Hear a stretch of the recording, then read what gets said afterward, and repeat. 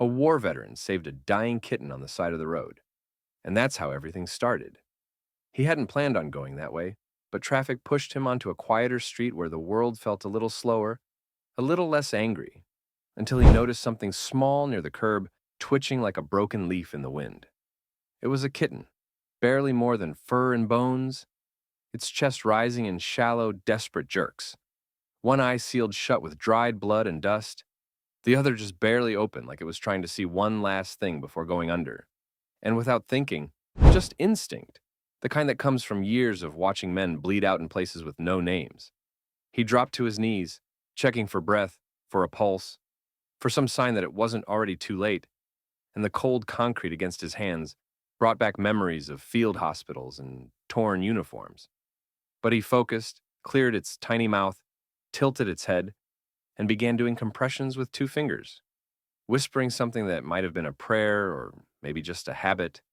And then, just when he thought he was too late, it let out the weakest rasp, like a bubble popping underwater, and his throat tightened so fast it hurt because he knew that sound, that barely there sound that meant, don't give up yet, not yet. And without even standing fully upright, he cradled the creature in his jacket and started moving fast, faster than he had in years, across 2 blocks to the vet he remembered from walking past months ago.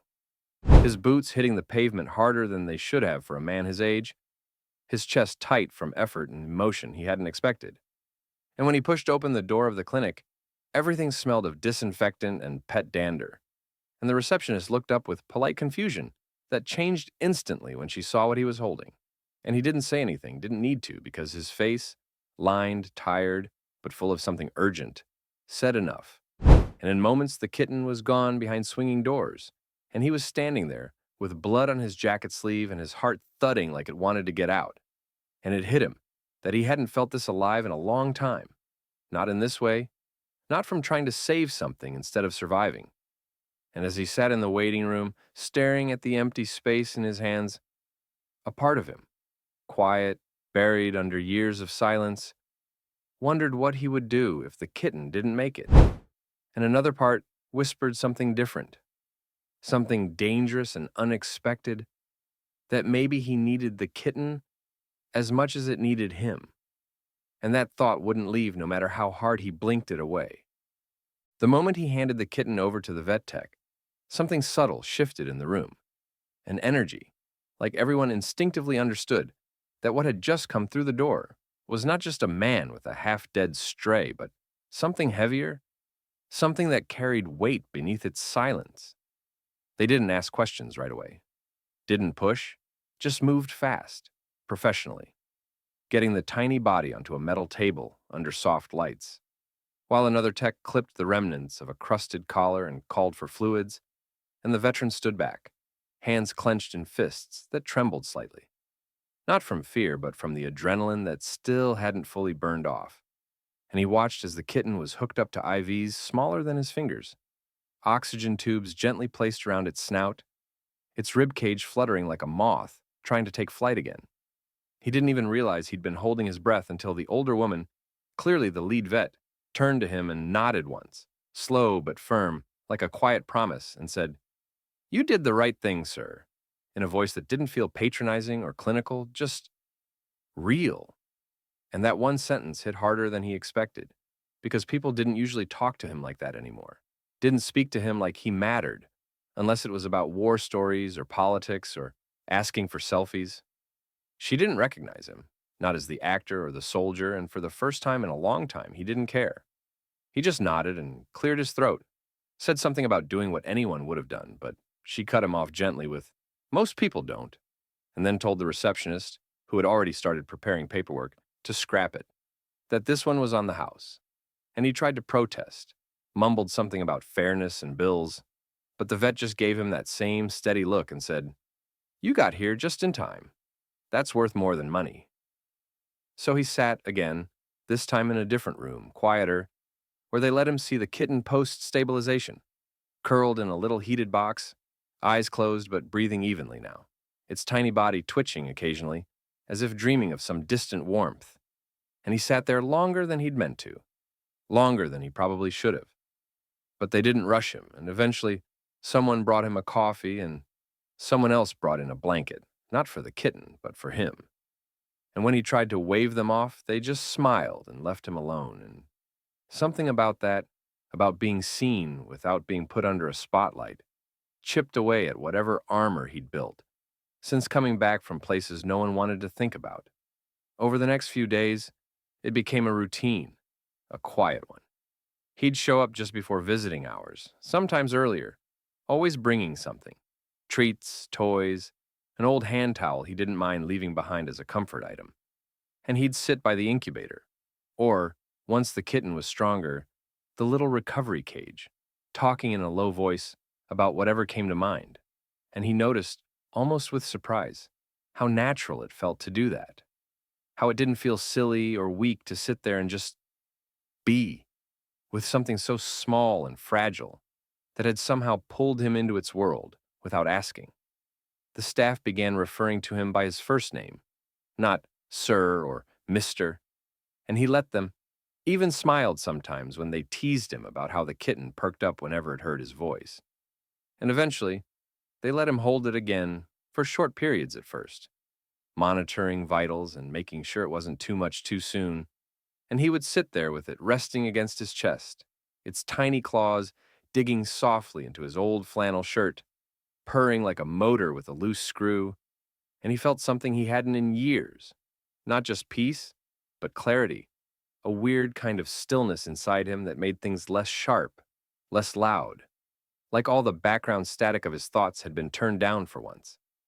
One afternoon, the vet pulled him aside and told him the kitten was going to make it, that barring any surprises, he'd be cleared for release in a week or so. And she smiled when she said, "I'm guessing you'll be taking him home." And for a second, he didn't answer, just looked at the kitten through the glass, thinking about his apartment, quiet, sparse, not built for company, and then nodded, said, "Yeah, I think he already decided that." And they both laughed, the kind of laugh that doesn't feel forced, that lives in your chest a little longer than it should. And she patted his shoulder once, soft and understanding, and walked away, leaving him with the knowledge that something was changing whether he wanted it to or not. He started calling the kitten Chance, mostly as a joke at first, because he kept saying, he's lucky he got a second one. But the name stuck, and soon even the staff used it without asking. And there was something comforting about that. A name, a story, something that belonged to both of them now.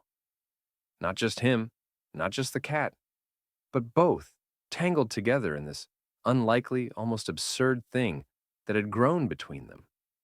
And still, underneath it all, there was something else, some thread pulling at him, faint but steady. Like this moment was just the surface, like something bigger was waiting just out of sight, something that would only make sense later, maybe much later. And though he couldn't name it yet, he knew it was there, humming like distant thunder behind a calm sky, and part of him, quiet, cautious, was already bracing for the weight of whatever came next. But for now he sat beside Chance, fingers tracing the kitten's tiny spine, and whispered, "Not yet, okay? Let's just breathe for now." And the kitten purred in response, eyes still half closed but aware. And outside, the sun was beginning to set through the wide front windows, coloring the walls in a soft orange glow, like the world itself was pausing to see what would happen next. The day they told him Chance was ready to go home felt quieter than he expected. Not triumphant or dramatic, just still, like the calm after a long storm where no one's quite sure whether to celebrate or brace for the next wave. And he found himself hesitating outside the clinic's glass doors, fingers brushing the handle without pulling, as if stepping inside would mean admitting something deeper had shifted in him. Because it had, and he knew it, even if he hadn't put it into words yet. The receptionist spotted him through the glass and waved like she always did, cheerful and familiar, and that small gesture anchored him just enough to step through, the bell chiming overhead as he crossed the threshold into a space that had somehow come to feel like part of his routine, a place where strangers had seen him more vulnerable than most of his closest friends.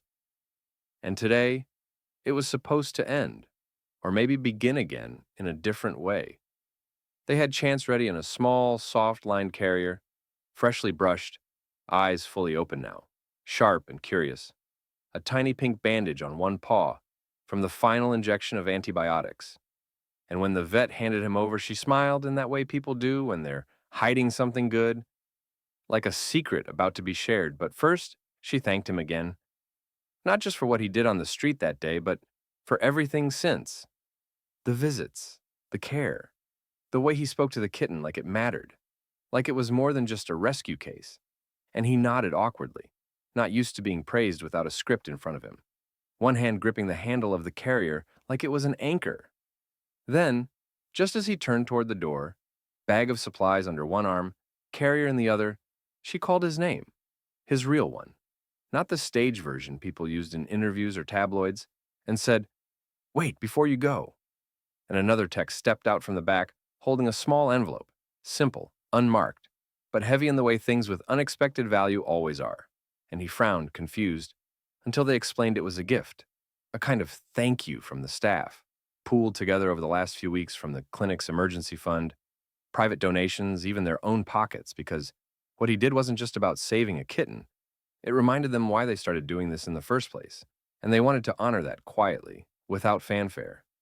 He opened it slowly, fingers stiff, and saw the stack of crisp bills inside, counted quickly in his head, $1,000 exactly. And something caught in his throat, something he didn't want to show in front of them, but couldn't stop. And the silence stretched just long enough to become awkward before he cleared his throat, laughed once, short and raw, and muttered, "Half of this goes to him. He eats like he owns the place." And the way they all laughed in response broke something open in him, something old and brittle, and he felt it before he saw it, his eyes stinging, breath catching, the weight of emotion landing hard and sudden, and he turned slightly away, wiped at his face like it was nothing, but they didn't press or stare, just stood quietly, letting him have that moment without making it into something he had to manage. When he finally looked back, he was smiling, crooked, tired, but real, and said thank you, not the performative kind, but the sort you say when you don't know what else to give, and someone offered to help carry the bag to his truck. But he shook his head, said he had it, and stepped outside into a sky just starting to bleed into dusk, the carrier swinging gently at his side, a soft, purring humming from within, like a motor set to low.